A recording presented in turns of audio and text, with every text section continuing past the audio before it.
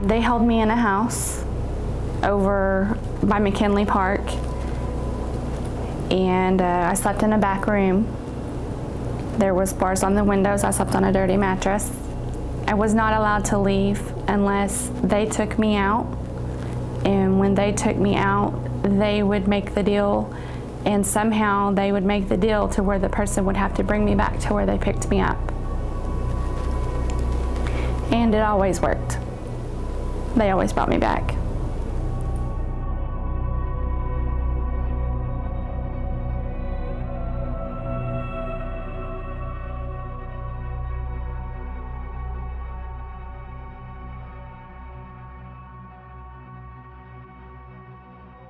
Human trafficking is modern day slavery.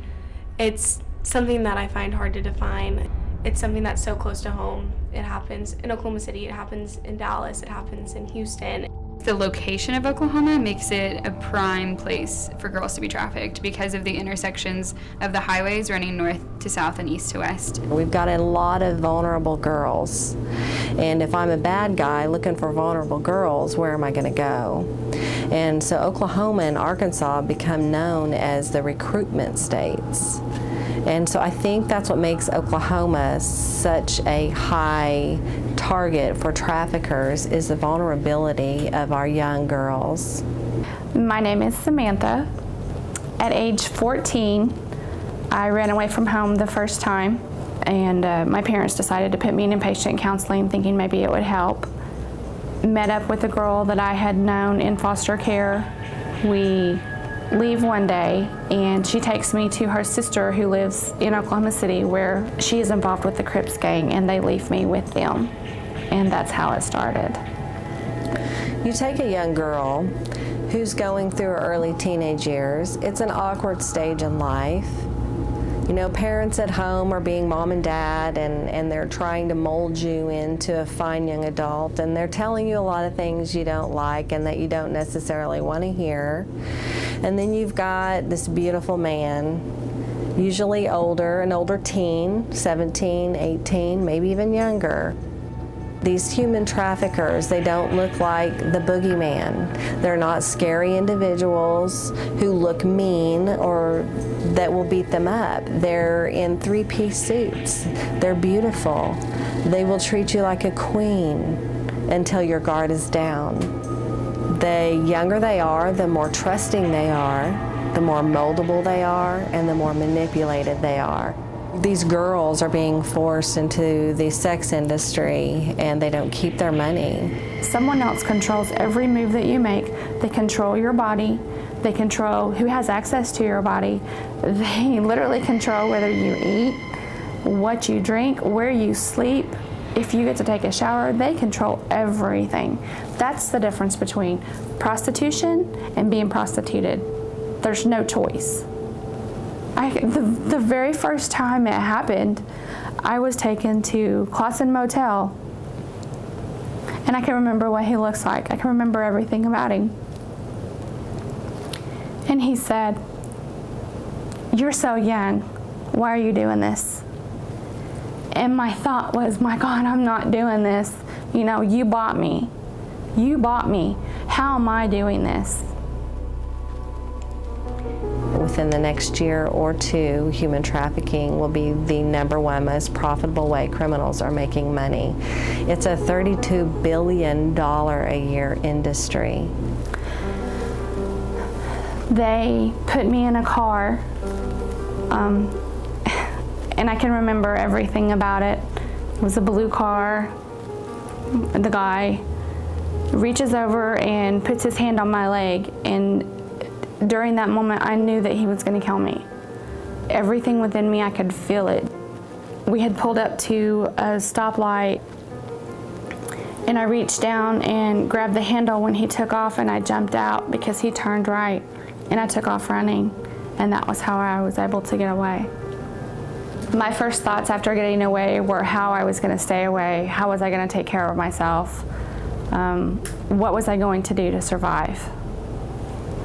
After living on the streets for a while, I was picked up by this man and taken over by Frontier City.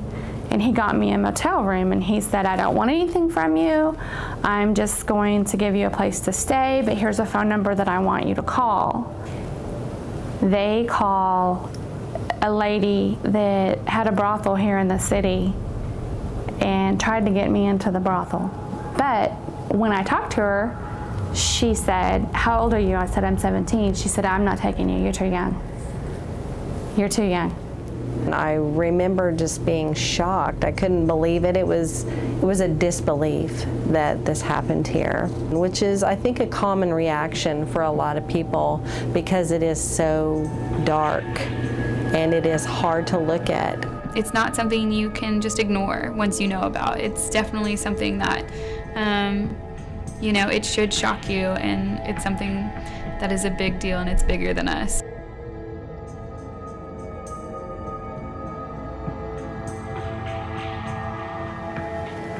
Because they did leave me alone during the day.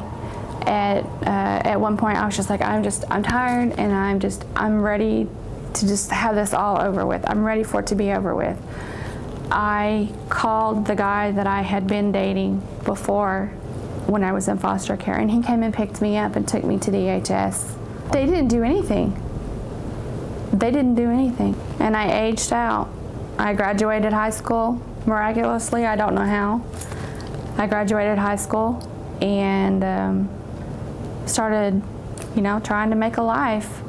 It's the small things in life that we take for granted, and we don't even think about this darkness going on right in our own backyards. The fact that it happens nationwide and that it also happens globally is something that our campus as well as our world needs to know about. I do remember at one point a DHS worker came into the house, and I was in the NCIC system at that time.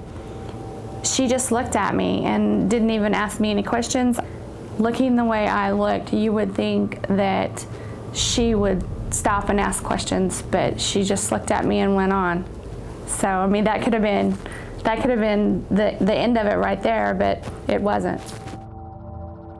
Now, this is why it's so important for us to spread awareness, because if people can see a victim, if we can train people to see a victim and we can get them out earlier, the better our chances of keeping them out.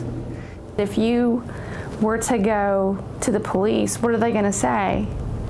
Oh, you're a runaway for one thing. Why did you run away? That doesn't matter. That doesn't matter one bit. What's happened to you while you ran away? That doesn't matter. That doesn't matter one bit. You're just a runaway. Law enforcement is now being educated to where they are realizing that girls who are being prostituted are not prostitutes. The biggest thing I want is just people to know about it. I love the social situations where I get a chance to talk about it, but it is sad how many people don't know about human trafficking and don't know that it's so close to us. And I was one of those people maybe a year and a half ago. Once you become aware of human trafficking and that it's happening, at least for me, I couldn't turn my back on these girls because they have no voice, and I need to be her voice, because if I'm not her voice and people don't know, how else are they going to know that these girls are out there? I was working as a domestic violence case manager and went to a seminar on human trafficking for Oath. And when I was sitting there listening to this girl tell her story, I about fell out of my chair, literally, because she was telling my story. Then you realize, oh my God, that's, it's real. It's real, it wasn't me. I started crying, I had to get up and leave because I knew that I was gonna be okay. From that point on, I knew I was gonna be okay. And literally that day changed my life. If anything can change anything, that day changed my life. They're broken and they've been through a hard time, but they can overcome that. There's still a chance at life and a good life.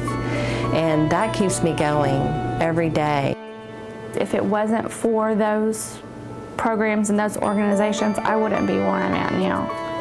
I wouldn't, and I know that.